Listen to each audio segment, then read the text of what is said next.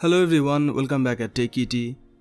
The Motorola Razr 2022 is finally here, and we can say it's been a major few weeks for foldable phones. Initially, the Razr 2022 was supposed to be unveiled on August 2. They planned on beating the Samsung Galaxy Z Fold 4 and the Galaxy Z Flip 4 by a week.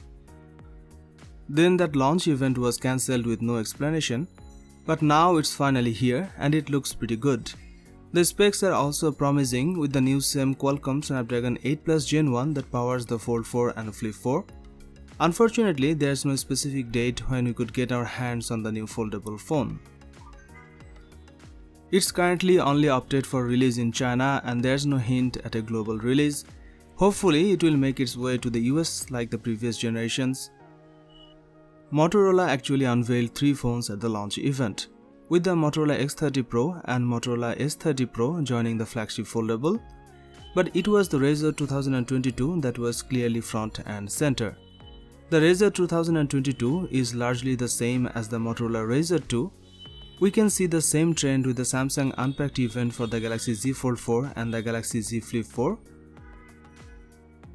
The rear camera was slightly upgraded from 48 megapixel to 50 megapixel, though there are still some camera specs that have yet to be revealed.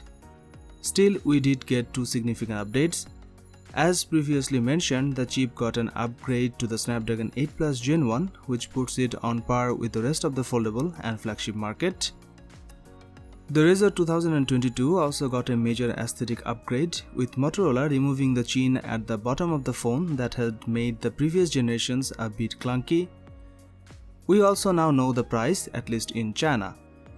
The 128GB version will cost around $890 and the 256GB will cost around just $965.